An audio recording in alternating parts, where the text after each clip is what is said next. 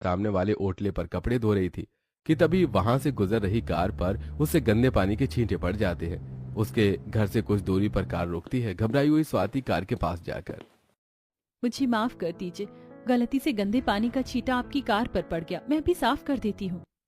Car का दरवाजा खोलकर रॉयल बंगाली साड़ी और बंगाली गोल्डन ज्वेलरी पहने अंजलि बाहर निकलती है।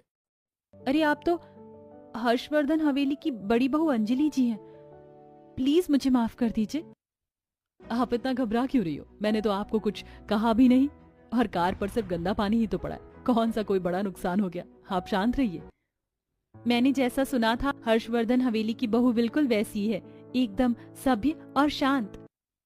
तभी वहां अजय प्लाई लेकर पहुंचता है। दीदी देखो मैं तुम्हारे लिए क्या लाया हूँ। तू तो कॉलेज गया था ना, और ये क्या उठा लाया?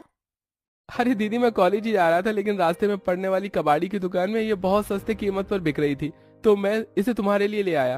अब ना हमारा जो एक कमरे का घर है उसी में दो दो कमरे हो जाएंगे।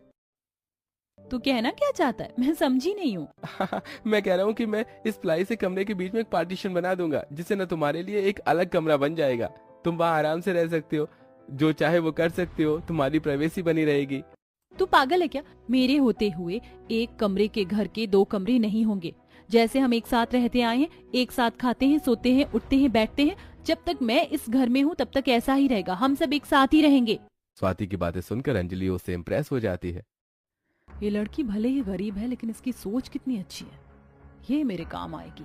सोचती हुई अंजलि कार में बैठकर वहां से हर्षवर्धन हवेली चली जाती है।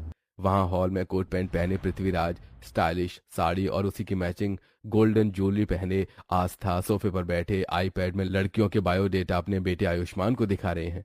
वो भी पैंट शर्ट पहने बैठा है, फोटो स्लाइड करते हुए आस्था। ये लड़की अच्छी नहीं है, ये लड़की भी अच्छी नहीं है, ये ओबरॉयज की लड़की है, लेकिन ये लोग बहुत घमंडी हैं। ये तो सिंघानिया की बेटी रूबी है। ये लोग कुछ ज्यादा ही मॉडर्न ख्यालों के हैं। हमें अपने घर में ऐसी लड़की नहीं चाहिए। उन लोगों की बातें सुनकर उनके पास जाकर अंजलि, सासू माँ अगर आप कहो तो मैं एक रिश्ता बताऊं। मैंने आज एक लड़की देखी जो इस घर की बहू बनने लायक है। तो फिर जल्दी बताओ बहू, देर क्यों कर रही हो? इसलिए क्योंकि वो लड़की हमारे जैसी रईस नहीं है, बहुत गरीब है। अगर आपको पसंद आए तो वो इस घर की बहू बन सकती है। बहू?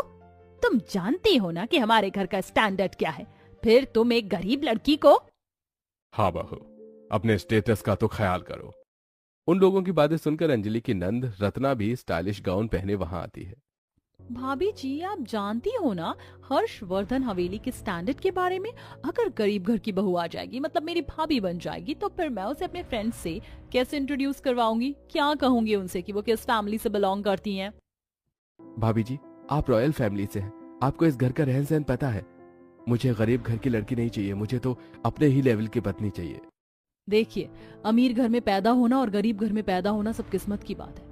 आप अमीर घर में पैदा हुए, आपकी किस्मत, और वो गरीब घर में पैदा हुई, वो उसकी किस्मत। लेकिन अगर वो इस घर की बहू बनकर यहाँ आ जाएगी तो हम एक गरीब लड़की की जिंदगी संवार देंगे, और इस बात की मैं गारंटी लेती हूँ कि उसे यहाँ का रहन सहन सब अच्छी तरह से मैं सिखा दूंगी।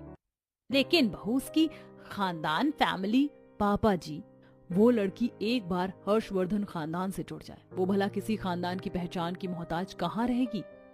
फिर तो वो भी हर्षवर्धन खानदान के नाम से जानी जाएगी। बात तो तुम बिल्कुल सही कह रही हो बहू, लेकिन शादी तो आयुष्मान को करनी है, वो बताएगा क्या करना है। भाभी जी आप अगर कोई फैसला आपने लिया है तो सोच समझ कर ही लिया होगा, इसलिए भाभी जी जो कहेंगी मैं वो करूंगा। ठीक है बहू, तुमने अगर कोई लड़की पसंद की है तो फिर तुम ही उसके घर वालों से रिश्ते की बात कर लो। फिर तो मैं आज ही रिश्ते की बात पक्की कर लूंगी। अंजलि स्वाति के घर के लिए निकलती है। स्वाति के मम्मी पापा वहीं फटे पुराने कपड़े पहने कंस्ट्रक्शन साइट पर सीमेंट की बोरियां सिर पर रखे अपने दो साथियों ललित और लखन की बात सुन रहे हैं। मैंने सुना है अब हर्षवर्धन बंगले के छोटे बेटे के लिए लड़की देखी जा रही है।